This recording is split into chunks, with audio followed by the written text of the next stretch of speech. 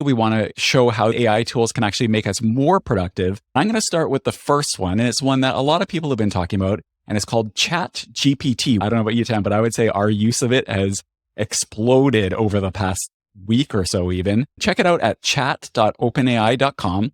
And basically how it works is you go to the website, you type in a question or a phrase or a prompt, and it will give you an answer, which is pretty simple, but you can do so much with it. And the power of it is actually quite deceptive. The more you use it, the more powerful it becomes. And so you can have it generate ideas, you can have it compare things, write things, you can have it generate code for you. You can do an almost unlimited amount of helpful and maybe not so helpful stuff.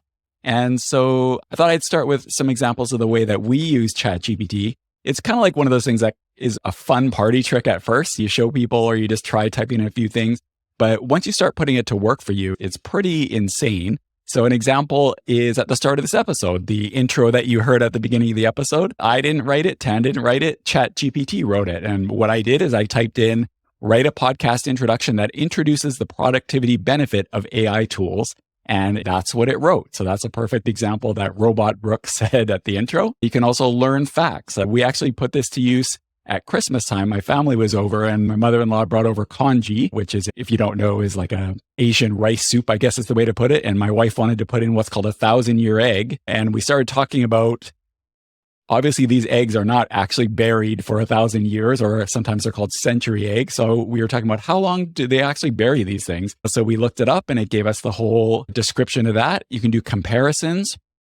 I saw a thread on Twitter where someone said they save actually an hour a day by doing competitor analysis using ChatGPT. You just ask it to compare different companies. They use that as a starting point and go from there. You can also brainstorm ideas. So if you are maybe wanting to write articles or something about treasury management, you can just say, give me a list of blog post topics about treasury management, and we'll give you a lot of actually really good topics. And you can do so much with it. Tan, I know you've been using it a lot, so maybe you can share some ways that you've been using ChatGPT.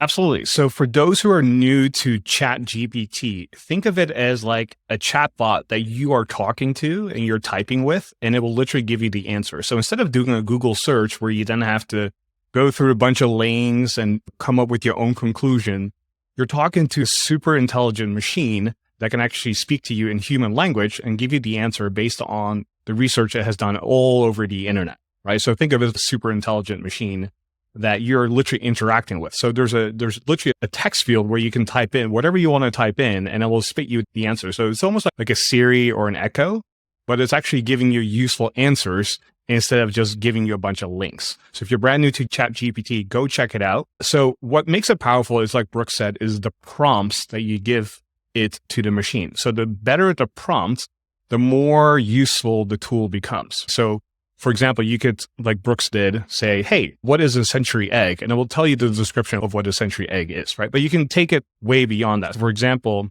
I even typed in, I wanted to calculate how many calories I burn every single day, right? And that is called TDEE, totally daily energy expenditure. It's a technical term. And if you think about this formula, it's complex, but you have to basically type in a bunch of different things and then actually will calculate how many calories you burn every single day.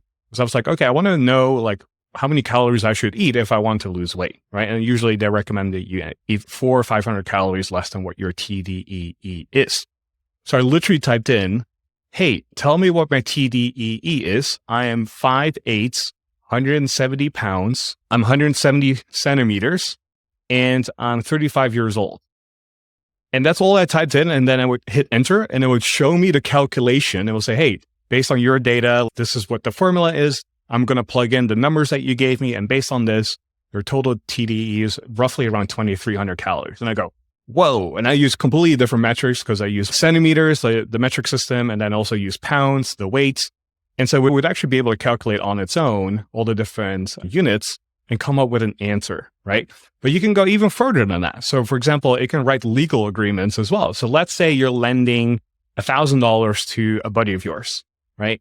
Now, instead of just hoping that person will pay back, you could put it in writing, right? So I literally said to ChatGPT, write me a legal agreement for me to borrow or for me to lend $1,000 to my friend, and he will pay it back before 2024. And then it would literally write a legal agreement for me and say, okay, like the borrower and the grantor and like all these technical terms that I don't even understand. And it would actually write it down in 5 seconds for me. And then I could technically use that if I wanted to, right? But you could also do research. You could type in like, who is Tian Pham of Asian efficiency? And then it will actually spit out a short bio on that person. So this is something that's been super helpful with, for example, if I interview a guest for the podcast, I could literally type in, who is this person of this company? And it will give a short bio. And I could then also say, write me a bio of Brooks Duncan of Asian efficiency and his accomplishments. And then it would spit something out as well, because it can do all the research online and do it for you very quickly. So then naturally, I start to think, oh, what if I could create a ton of content around this, right? So Brooks, you hinted at this too.